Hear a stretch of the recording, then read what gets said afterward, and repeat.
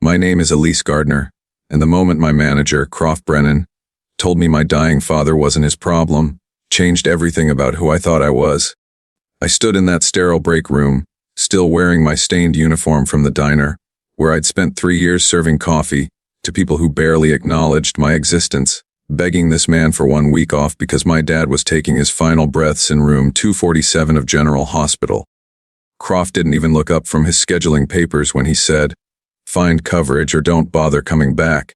Your personal drama isn't my concern." The words hit me like a freight train derailing everything I believed about basic human decency. I'd worked every holiday, covered every sick shift, stayed late without complaint, and this was my reward. My father, the quiet man who raised me alone after my mother abandoned us when I was 7, was dying. And this creature wearing a cheap tie was more concerned about weekend lunch, rush coverage than my heart breaking into a million pieces. Before I tell you what happened next, could you please take a few seconds to tell me if you've ever had someone dismiss the most important moment of your life like it meant absolutely nothing? Because what I discovered about my father and what I did to that manager will change how you think about revenge forever. You need to hear this story until the very end. And also subscribe, and click the bell icon, because this gets so much more twisted than you could ever imagine. I walked out of that diner without saying another word. Croft's voice followed me through the kitchen, shouting about how I'd never work in this town again, how he'd make sure everyone knew I was unreliable. I drove straight to the hospital, where my father lay connected to machines that beeped with the rhythm of his fading life. Arlo Gardner had been my whole world since I was a child. He worked from home doing what he called number crunching for boring government stuff, always hunched over multiple computer screens in our cramped apartment, wearing the same 3-button down shirts he'd owned for a decade. Dad died on a Tuesday morning while I held his weathered hand. The nurse said he went peacefully, but peace felt impossible when my entire support system evaporated in that sterile room. I spent the next 6 days arranging a funeral I couldn't afford, fielding calls from his few colleagues who seemed genuinely shocked by his passing, and trying to figure out how someone making $11.5 an hour was supposed to handle burial costs, rent, and basic survival. The funeral was small. A handful of his co-workers showed up along with Mrs. Patterson from next door, who always complained about our television being too loud. But there were also 3 men in expensive suits who stood at the back of the chapel, never introducing themselves, just watching with the kind of intensity that made my skin crawl. When I approached them after the service, they simply nodded respectfully and left without explanation. Returning to work the following Monday felt like stepping back into a nightmare I'd temporarily escaped.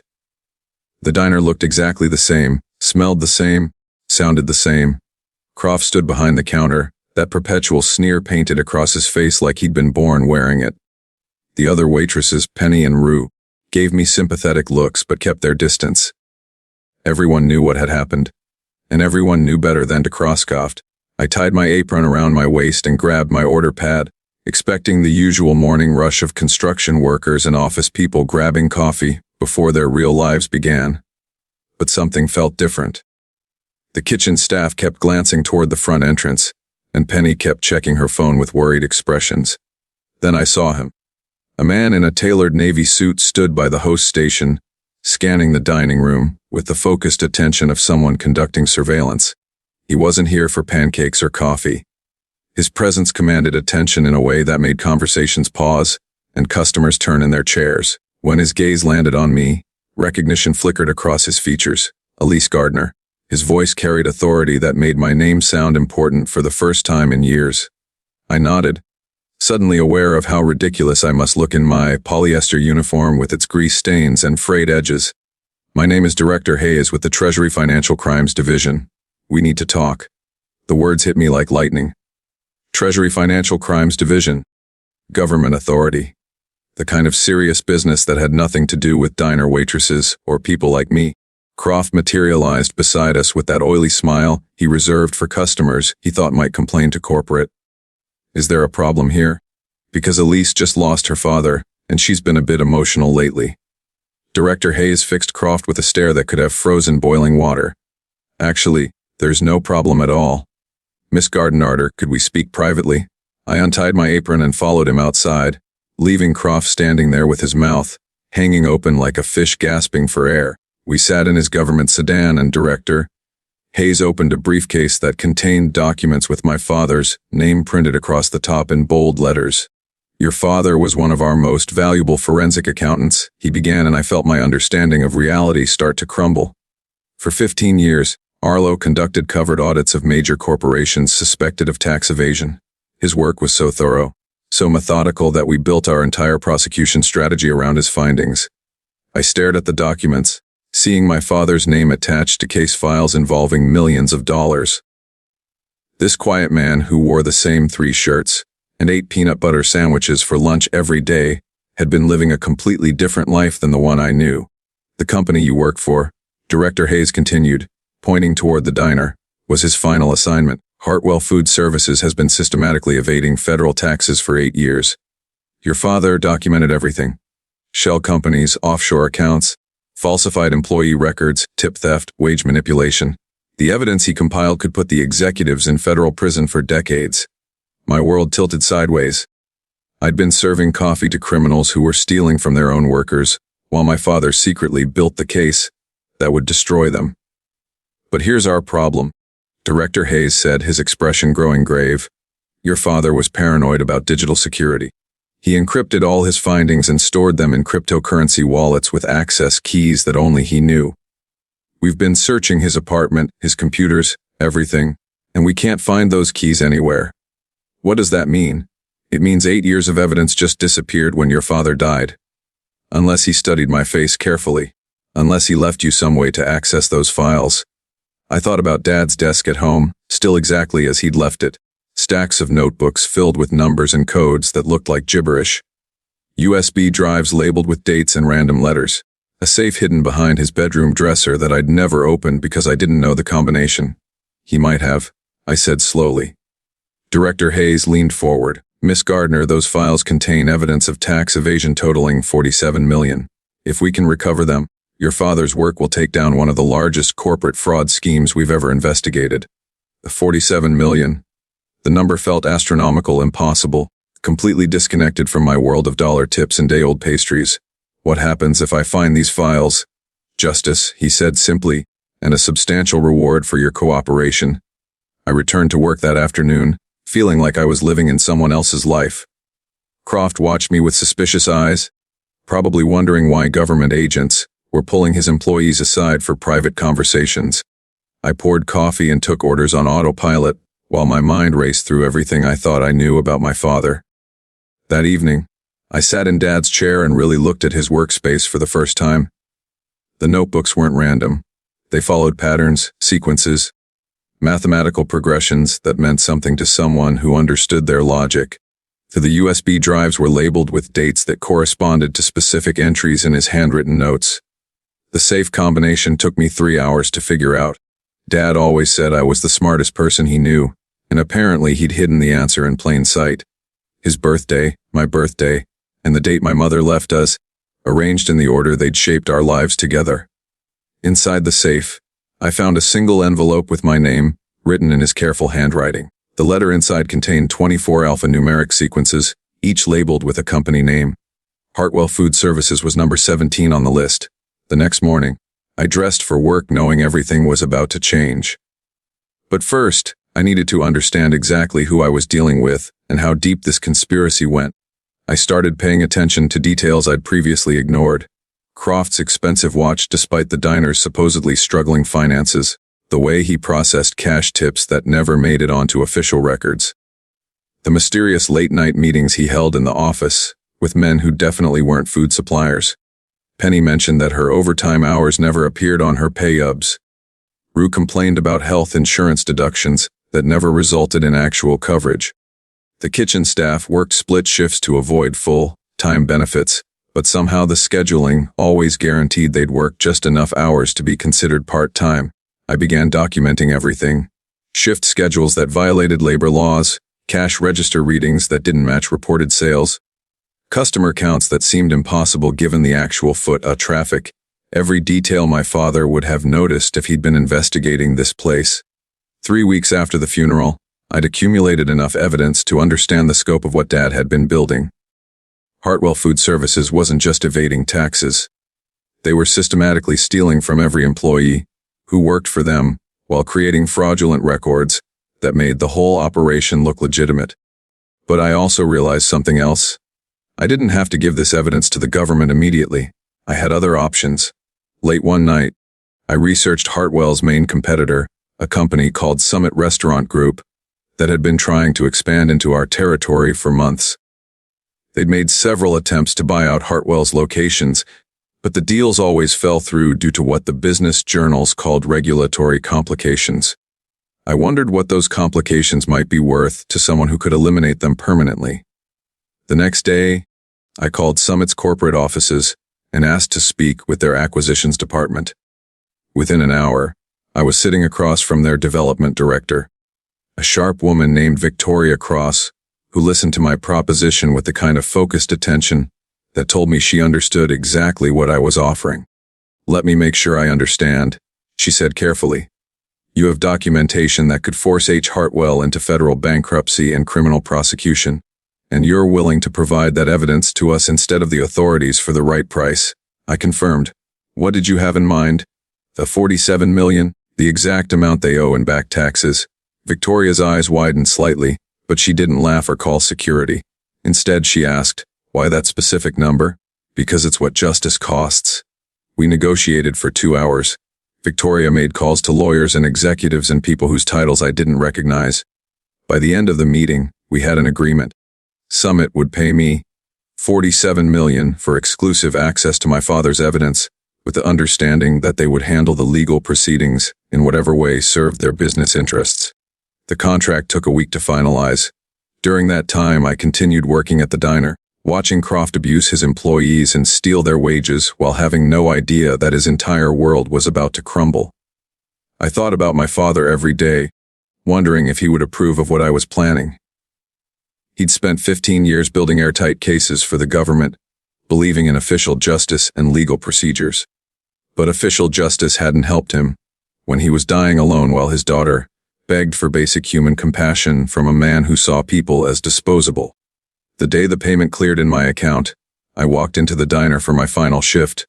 Croft stood behind the register counting cash drawer receipts with his usual scowl, probably calculating how much he could skim without anyone noticing. I approached him with a single piece of paper in my hand. "Croft, I need to give you something." He looked up with irritation. "Make it quick. We're busy."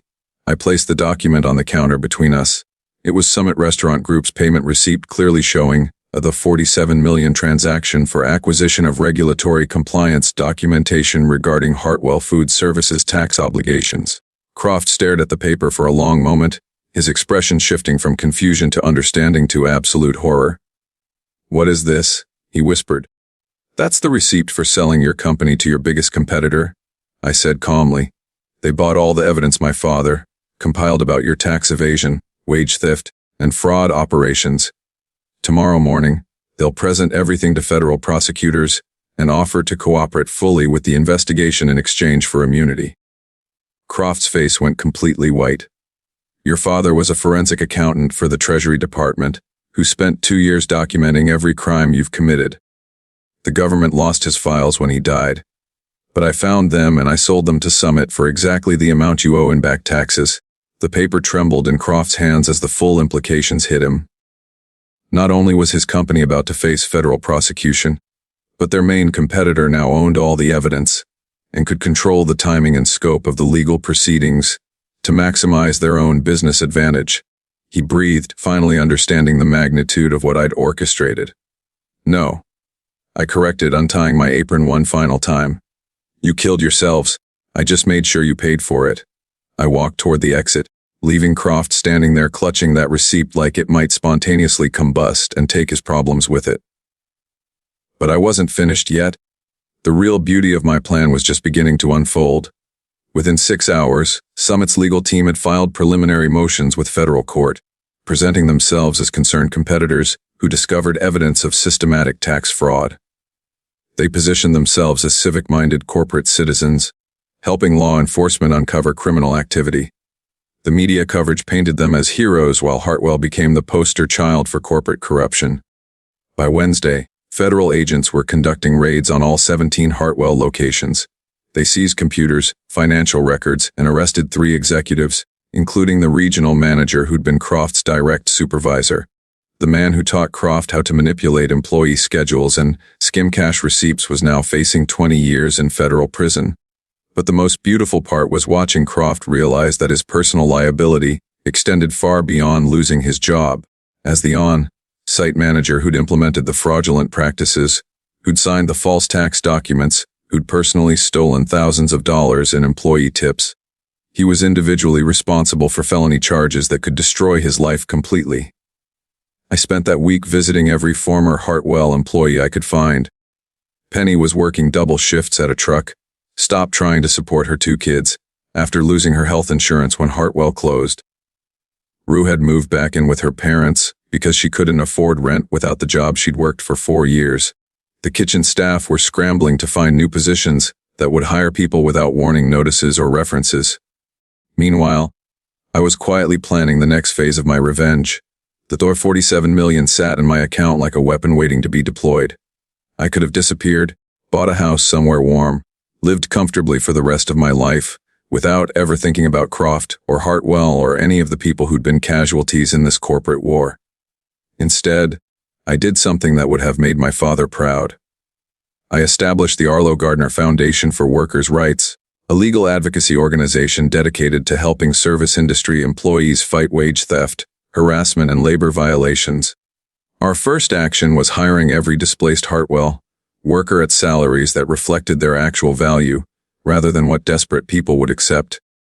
Penny became our operations coordinator, making more money than she'd ever imagined possible, while helping other single mothers navigate employment law.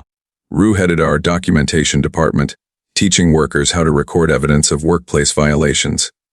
The kitchen staff formed our field investigation team, going undercover at restaurants and retail locations where employees reported suspicious practices. Within 3 months, we'd filed successful lawsuits against 12 companies in our area, recovering over $2 million in stolen wages and unpaid overtime. Workers started calling us when they faced retaliation for reporting safety violations or harassment. We became the organization that employers feared and employees trusted. But my personal attention remained focused on Croft.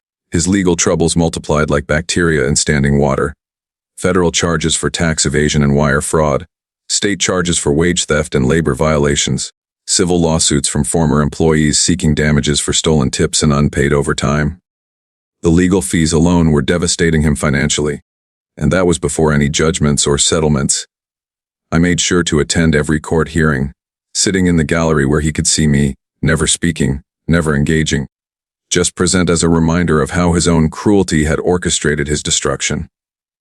His lawyer eventually filed a motion requesting that I be barred from the courtroom, claiming my presence was intimidating to his client. The judge denied the motion, noting that public trials were exactly that, public. As the criminal case progressed, more details emerged about the scope of Hartwell's fraud. They'd been operating shell companies and tax havens, falsifying employee records to avoid paying benefits, and systematically stealing from workers who had no resources to fight back. For the investigation revealed that over 2,000 employees had been affected across all their locations. But the government's case relied entirely on my father's evidence, which meant I became a key witness in the prosecution. Every time I testified, I made sure to mention how Croft had refused my emergency leave request when my father was dying, how he'd threatened to fire me for prioritizing family over corporate profits. The jury looked at Croft with visible disgust when they heard that story. During the civil proceedings, something interesting happened. Croft's lawyer tried to argue that his client had been following corporate policies set by higher-level executives, that he was essentially a mid-level employee who didn't understand the legal implications of his actions. I had evidence to destroy that defense too. Through my foundation's investigation, we discovered that Croft had been receiving bonuses based on how much money he could save through operational efficiencies. Every dollar he stole from employee tips, every hour of overtime he refused to pay, every benefit he managed to deny earned him personal rewards. He wasn't just following orders, he was profiting from theft.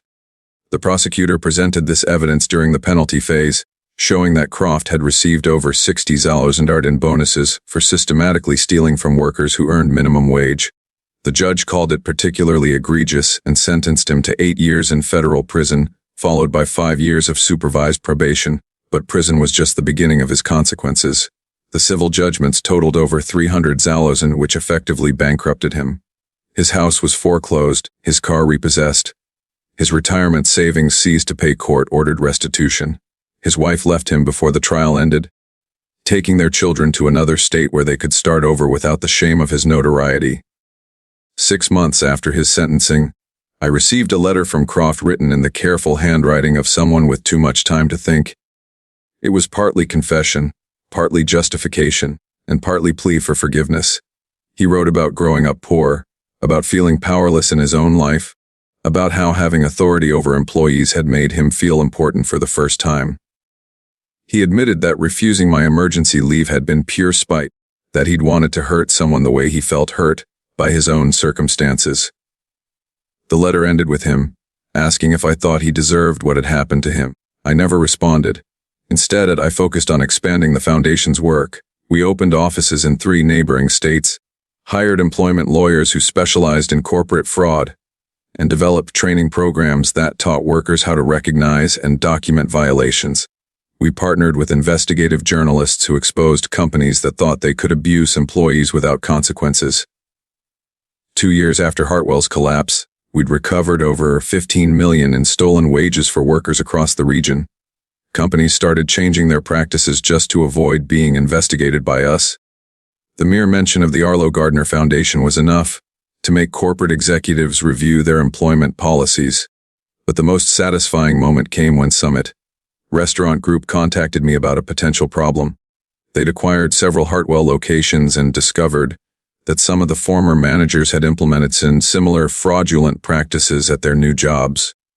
These managers, trained by Croft and his superiors, were apparently incapable of operating honestly even when working for different companies.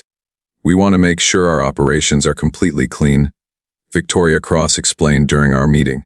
"Could your foundation conduct a comprehensive audit of our employment practices?" I agreed, but with conditions. Any violations we discovered would be reported to authorities, regardless of Summit's preferences. Any affected employees would receive full restitution plus damages, and Summit would implement ongoing monitoring systems to prevent future violations. Victoria accepted immediately. She understood that spending money on compliance was infinitely cheaper than facing the kind of destruction that had consumed Hartwell. During our audit, we found minor violations at 3 locations, all connected to former Hartwell managers who apparently couldn't break their habits of skimming tips and manipulating schedules. Summit fired them immediately and paid over $200,000 in restitution to affected workers. But they also did something unexpected. Victoria offered to fund an expansion of our foundation's work, providing resources to investigate corporate fraud nationwide. She wanted Summit to be publicly associated with workers' rights advocacy to demonstrate that ethical business practices were profitable business practices. I accepted her proposal, but insisted that our investigations would remain completely independent. We would pursue any company where we found evidence of violations, including Summit, if they ever betrayed their commitment to fair employment. 3 years after my father's death, the Arlo Gardner Foundation had become one of the most feared advocacy organizations in the country. We'd recovered over $50 million for workers, shut down dozens of fraudulent operations, and sent 23 executives to prison. I often thought about what Dad would say if he could see what his quiet, methodical work had ultimately accomplished. He'd spent 15 years building cases for the government, believing that official justice was the only legitimate path to accountability. But sometimes official justice needed help finding its way. Sometimes the daughter of a forensic accountant had to sell evidence to corporate competitors to ensure that criminals face consequences for their actions. Sometimes revenge required patience, planning, and the willingness to transform personal pain into systemic change that protected thousands of other people from experiencing the same cruelty. I kept Croft's letter in my desk drawer, not out of sentiment, but as a reminder of why this work mattered. His words revealed the mindset of someone who hurt others because he felt powerless in his own life, who chose to abuse his authority rather than use it responsibly. There were thousands of other managers like Croft, other companies like Hartwell, Other workers being exploited by people who believed that desperation made theft acceptable. My father had given me the tools to fight them. I intended to use those tools until every stolen dollar was returned, every violated law was enforced, and every worker knew they had someone willing to fight for them. When their employers decided that profits mattered more than human dignity, the Foundation's newest investigation involved a chain of hotels where housekeeping staff reported systematic wage theft and sexual harassment. The evidence we'd gathered suggested connections to organized crime and political corruption that extended far beyond simple employment violations. It would be our biggest case yet, potentially involving hundreds of victims and millions of dollars in fraud. I thought about Croft in his prison cell, probably wondering how his casual cruelty toward a grieving waitress had led to the complete destruction of everything he'd built. He'd asked if he deserved what happened to him. The answer was simple. He deserved exactly what he'd given others. I just made sure he received it with compound interest.